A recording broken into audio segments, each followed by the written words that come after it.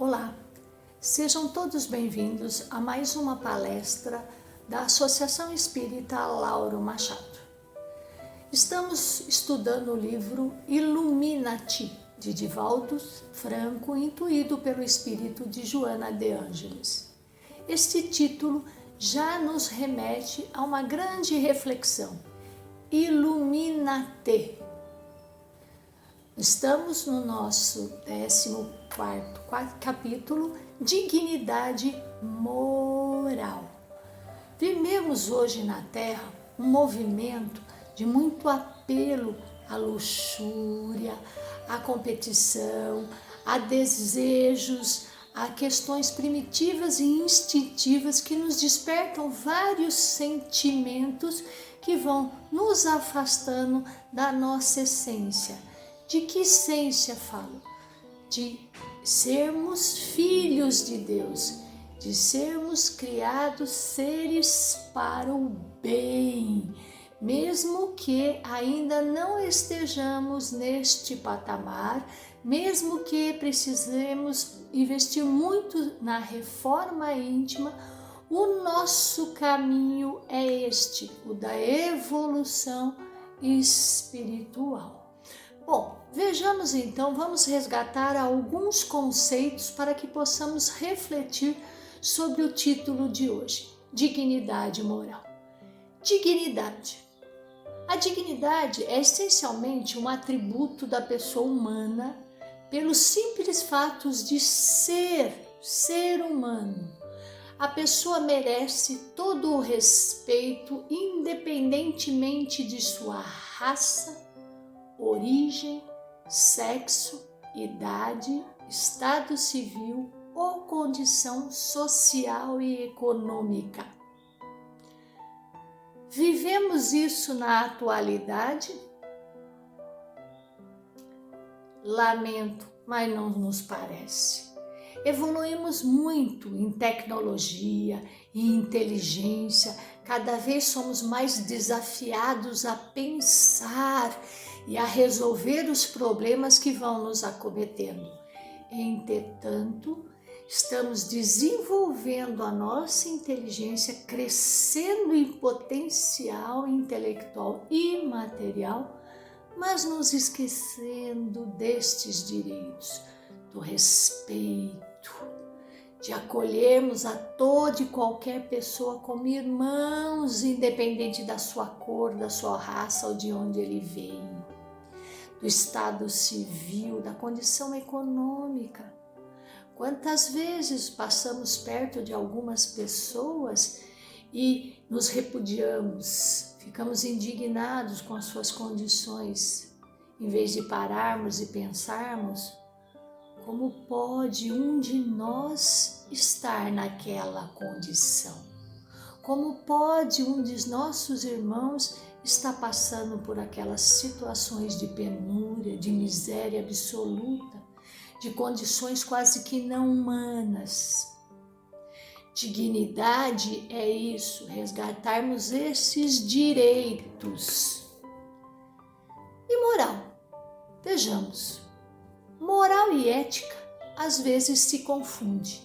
Então acho que cabe aqui relembrarmos um pouco desses dois valores. Vejamos então. A ética lida com o certo e o errado. A moral também lida com o certo e o errado. Por isso elas se tangenciam, por isso elas se misturam às vezes. A ética é um modo social de agir. Ela implica no consenso e na adesão da sociedade, uma regra para aquele convívio social. A moral, não, ela é um modo pessoal de agir.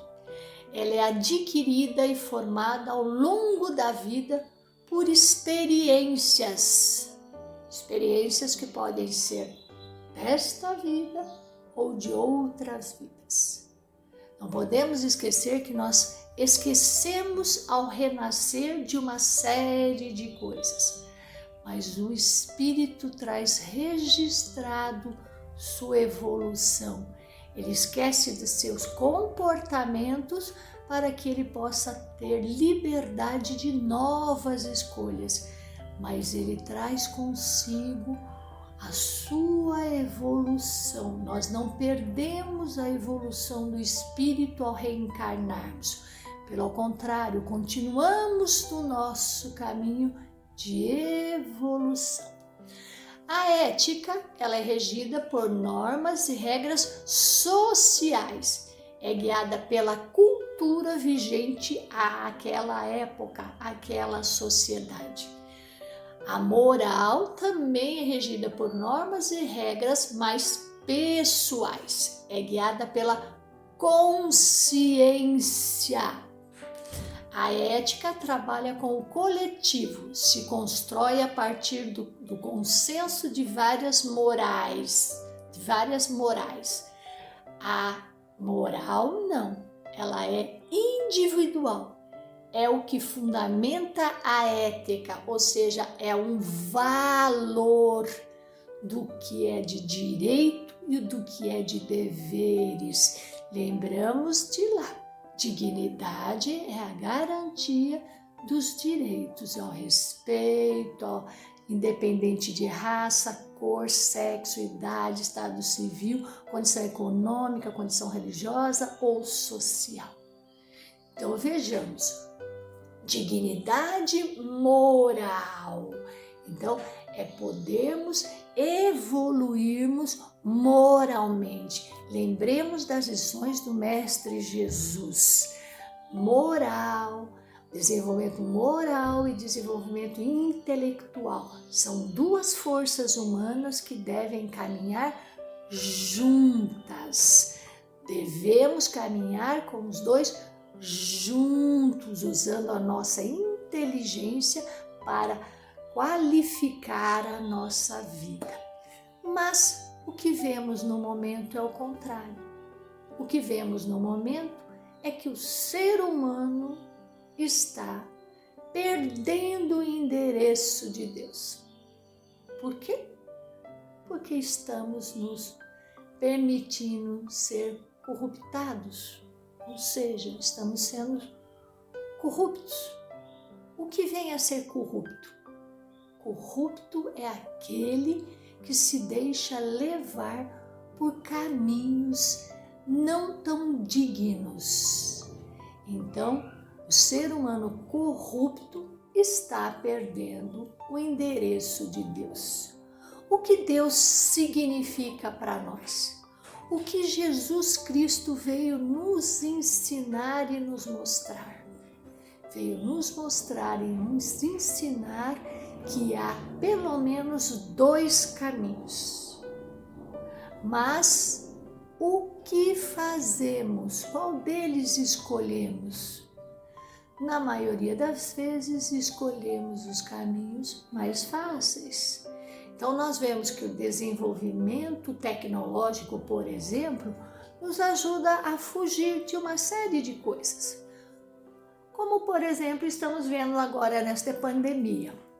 Não estamos podendo fugir das nossas casas. Estamos tendo que conviver com os nossos familiares, olhar para os nossos maridos, nossas esposas, nossos filhos, nossos pais. E como estamos nos sentindo? Estamos nos apropriando, estamos nos beneficiando desses contatos? Esse contato familiar é o contato que mais pode nos propiciar acertos. Lembremos que os nossos afetos são, na verdade, seres que estão vindo caminhando conosco e dos quais e com os quais aprendemos a exercitar as lições que o Mestre nos deixou. Perdão, tolerância, humildade e aprendendo e ensinando para que possamos ampliar esta prática para fora dos nossos lares. Então, por exemplo, a tecnologia dos celulares Vemos às vezes uma família conversando com a outra, um no cômodo e outro no outro, pelo celular, cada um no seu espaço assistindo sua TV, suas séries e não mais conversando, não mais dialogando, não mais conseguindo aproximar-se. A tecnologia nos auxilia e muito claro, podemos fazer grandes avanços através da tecnologia. Ela tem nos aproximado nesses momentos de pandemia. Veja então que não são os equipamentos ou os meios que nos fazem mal, mas são as nossas escolhas. O que fazemos com essas escolhas? Vemos então que quando nos afastamos de Deus, na verdade, nós estamos tendo um alto índice de corrupção nas diversas áreas, atividades públicas e privadas. São assustadores o que tem acontecido. Porém, mais graves são a indiferença com que os extravagantes, depois de denunciados, prosseguem no convívio social, criando leis, administrando os bens conseguidos de maneira indigna, como se fossem verdadeiros e honestos cidadãos. Momentos há em que se apresentam difíceis para discernir-se entre o certo e o errado, a desonra e a moralidade, tal amontoado de justificativas para as condutas esdrúxulas e incorretas que vão adquirindo respeitabilidade, zombando até daqueles princípios morais que ainda perseveram em nosso tempo. Então, vejamos, o materialismo ele está se apresentando de forma disfarçada, de várias formas, e inclusive em denominações religiosas, que vão falando dos valores, que vão trazendo e manipulando algumas pessoas. Lembrem-se do que Jesus dizia para nós. Quem são esses pastores? Dizem estar a serviço do quê? Por isso que devemos pensar na diferença entre ética e moral, entre questões coletivas e questões individuais. Podemos sempre fazer escolhas. Não podemos deixar-nos destituir da nossa capacidade de pensar e aprender a discernir entre os caminhos.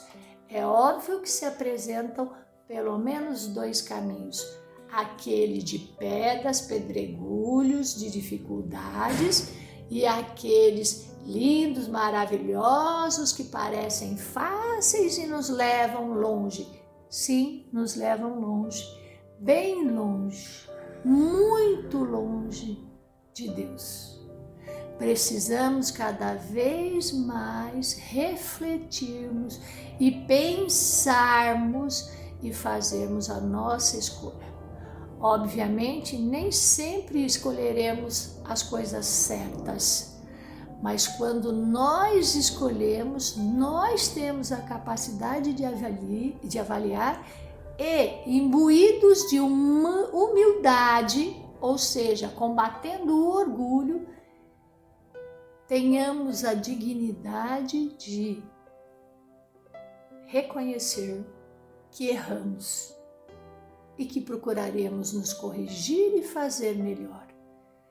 Essa conduta do arrependimento, esta conduta, esta atitude de nos perdoar, de nos reconhecermos seres em construções, seres passíveis de erros e pessoas que se percebem e se procuram melhorar, são tidos como a parábola do filho pródigo, que errou, mas é acolhido na tentativa de voltar ao caminho do bem. As parábolas servem para nos ensinar, as parábolas servem para que possamos exercitar o raciocínio e pensarmos como filhos de Deus. Nós vemos que neste mundo pouco se fala sobre as questões de amor, parece até ultrapassado, que é sensível, ou como dizem, cheio de mimimi. Não, o amor sempre foi e sempre será o elo de ligação entre os seres. Será sempre a possibilidade de encontro, de irmandade. Vemos que nunca foram apresentados os excelentes resultados das pesquisas acadêmicas demonstrando o alto significado do amor, da gratidão, do perdão, na construção de um ser integral.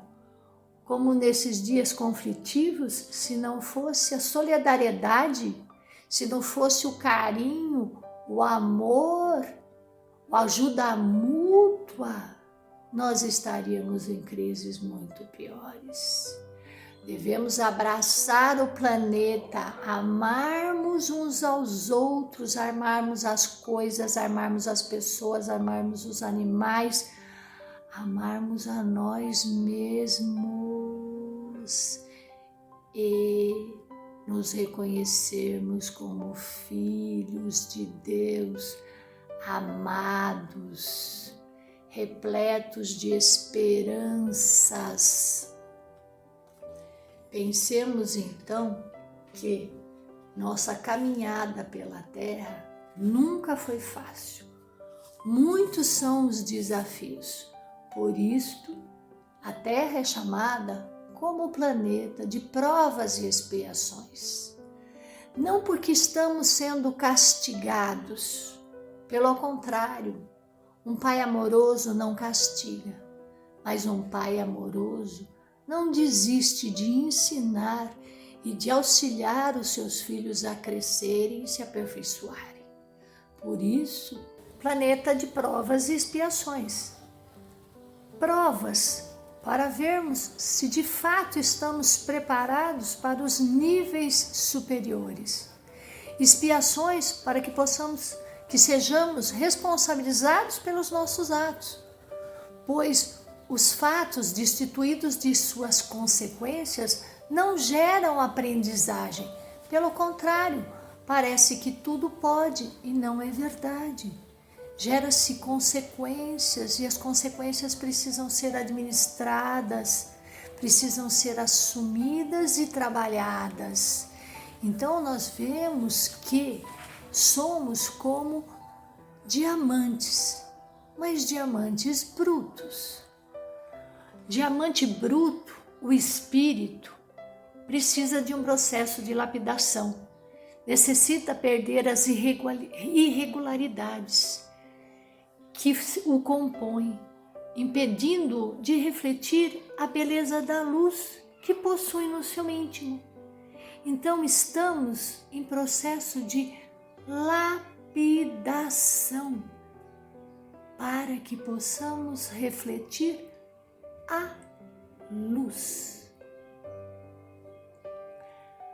Após a larga trajetória de instinto e quase recente surgimento da razão e do discernimento, ainda nele, diamante bruto, predominam os hábitos automáticos, os impulsos imediatistas, as heranças ancestrais.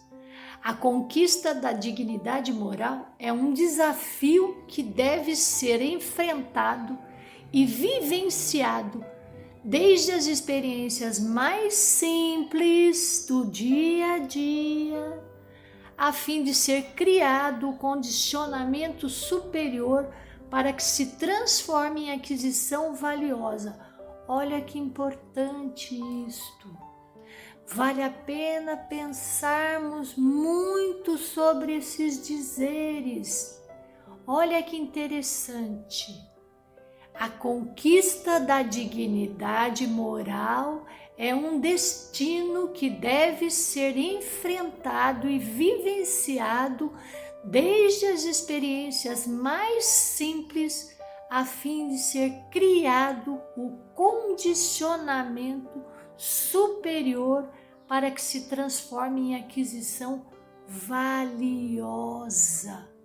Olha que importante isso. E como final, vai se dizendo aqui para a gente, o Edivaldo Franco. Olha que interessante. A dignidade é um tesouro ainda desconhecido, pouco explorado, mas que possui, no entanto, imensas fortunas da honradez e do alto significado existencial que todos os seres estão destinados. Em qualquer situação de difícil comportamento em que estejas situado, pergunta-te: como Jesus agiria se fora com ele? E faze conforme concluas que ele o faria, sempre com dignidade moral. Pensemos então o que significa para nós dignidade moral. Respeito guiado pela nossa consciência, fundamentado na ética, que é adquirida ao longo da vida pelas nossas experiências, nos ensinando a lidar com o que é certo e o que é errado, fazendo com que nós não sejamos um ser humano que tenha perdido o endereço de Deus. Que este seja o endereço que jamais saia da nossa mente, do nosso coração e do nosso caminho. Que seja esse um caminho repleto de aprendizagem, ensinamento e de desejo de estar cada vez mais perto de Deus. Lembremos sempre desta frase que Allan Kardec nos deixou no Livro dos Espíritos, que diz o seguinte: a revolução que se apressa é antes moral do que material. Vamos então rever nossas condutas, realinhar nossos comportamentos, ativar nosso pensamento para que possamos seguir o caminho dos desígnios de Deus. Paramos por aqui hoje agradecendo aos bons espíritos que estão conosco o tempo todo, nos intuindo, nos esclarecendo e nos fortalecendo para que possamos seguir no caminho da evolução divina em busca da iluminação. Ilumina-te, ilumine-me, iluminemos a tudo e a todos. Sejamos luzes. Que assim seja, graças a Deus.